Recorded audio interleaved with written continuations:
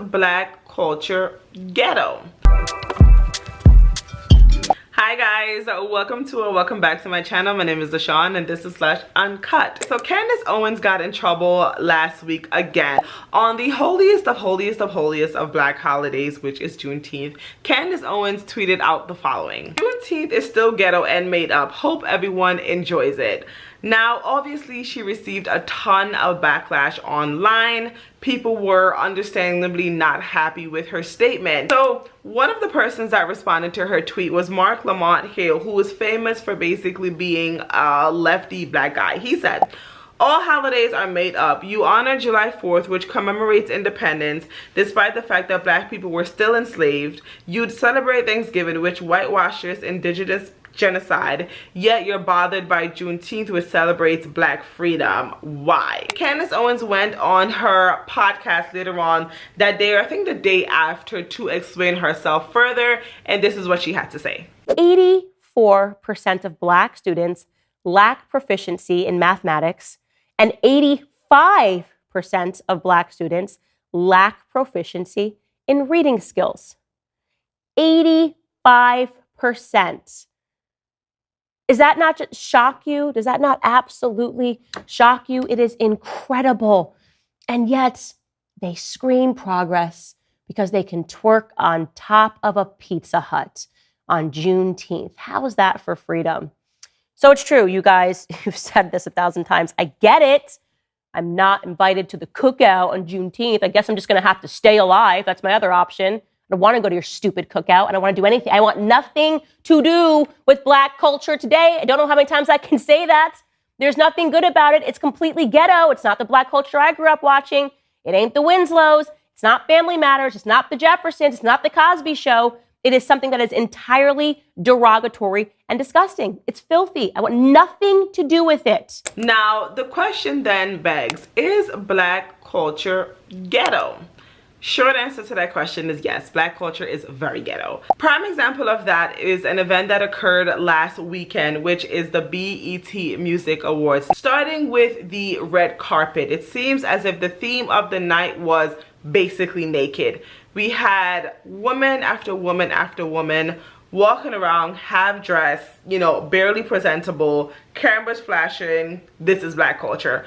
Moving on to the award show itself, when you look at the artists' performances, same thing, a lot of sexualization, promotion of violence, regular black culture. Now, if you look at the BET Awards or just hip-hop culture in general, it is very easy for one to come to the conclusion that it is in fact ghetto. And if you didn't know anything about history, you would assume that it has always been this way. Now, that is obviously not the fact.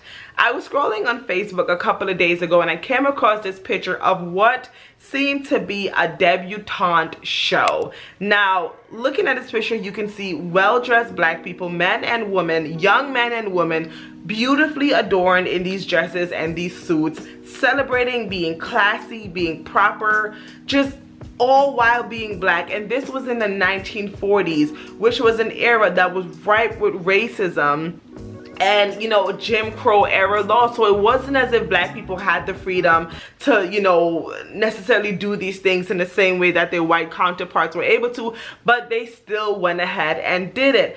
After seeing this picture on Facebook, I went on this whole social media deep dive into finding videos of pictures of black people, black culture before the advent of, you know, current day hip hop culture. And I came across a plethora of examples of, again, black people just being better, more put together, more classy, well-dressed, seemingly intact, families intact, kids looking good. When you look at that and you look at what's going on today and you see the sharp contrast, you have to wonder what happened. How is it that a culture that was so rich, you know, evolved into nothing but degeneracy? Now, I want to put in a little caveat before I continue and say one thing. What happened at the BET Awards, or what you see in hip-hop culture, is not black culture. How do I say this? It's not all that black culture is, even in modern day America. A couple of things I want to say here. A lot of people get upset with Candace Owens, another black conservative, when we are as critical of black culture as we are. And the reasons are because, one, we are right. It is objective what we are looking at today. And quite frankly, I'm sick and tired of people acting as if this is normal. And the minute that you criticize this, the minute that you show your disapproval, somehow you're not invited to this invisible barbecue or this invisible cookout, whatever it's called. Your black card gets revoked, and all of a sudden you're shilling for white people and white supremacy and all of this nonsense. It's absolutely ridiculous. Why is it that we are so willing to defend blatant nonsense and stupidity? What type of future are we laying out for for our kids? For black kids coming into this world, you want to tell them that this is how you should present yourself, this is what you should support, while we sit there and, you know, want to cry about generational wealth and how we need to build up our communities and how we need to protect the black family. What are we promoting? How is it that the message that we are, you know, complaining about is so starkly different than the message that we are promoting? What is it that we really want? So I think that's one thing. People get upset because black conservatives are objectively right.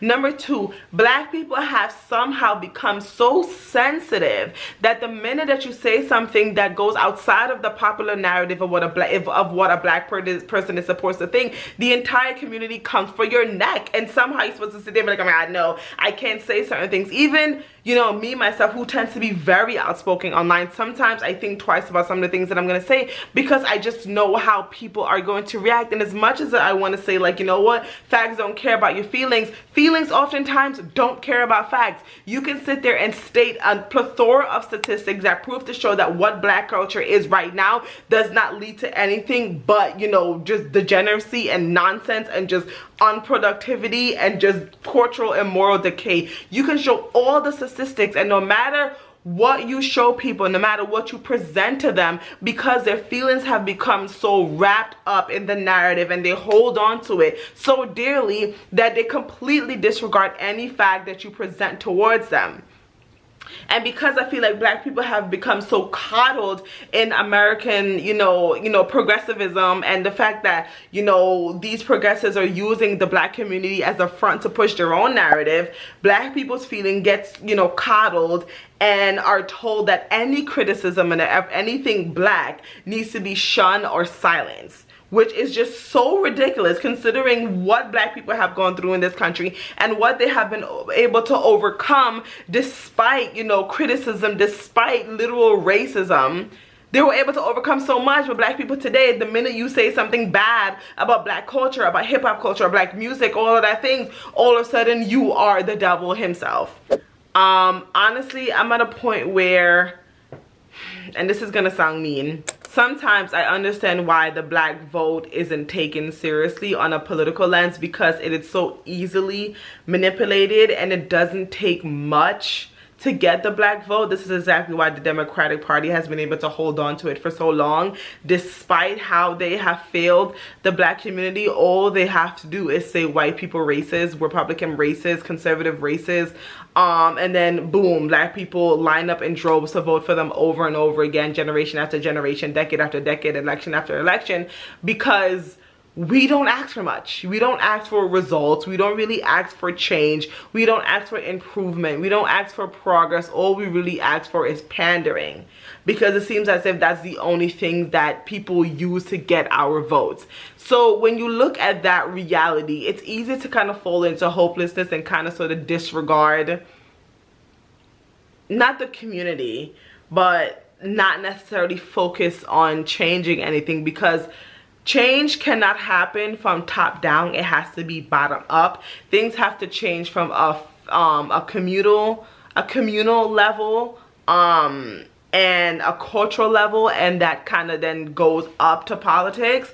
So you want to try to focus on changing the culture, and I think that does start with kind of being a little objectively mean and objectively critical, to the point where it wakes up certain people to have certain conversations. And those conversations are not always going to be easy. They're not always going to be nice. People are going to get emotional. As a black conservative, you are going to be called a coon. You are going to be called an Uncle Tom. You're going to be called a bench. You're going to be called so many obscene terms.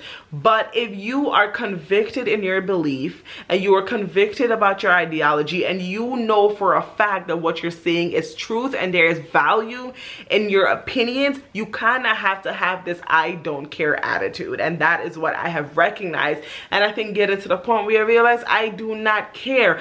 I am not going to sit there and have like just this awful culture represent people that look like me. I said a whole lot of nothing there, I feel like, but hopefully I made sense and hopefully my point is clear, which is that the criticism of Black American culture does not come from a place of hate or disgust or even, you know, just frustration, but care and hope and a strong belief that we can do better. And I hope that is what was projected in this video, and I really hope that this encourages anyone who's a Black conservative struggling to kind of find their voice and being able to be confident in their beliefs and what they, you know to be right. You can do it. You do not have to sit there and fear your Black card getting taken away or feeling somehow that you are less Black because you think hip-hop culture is trash.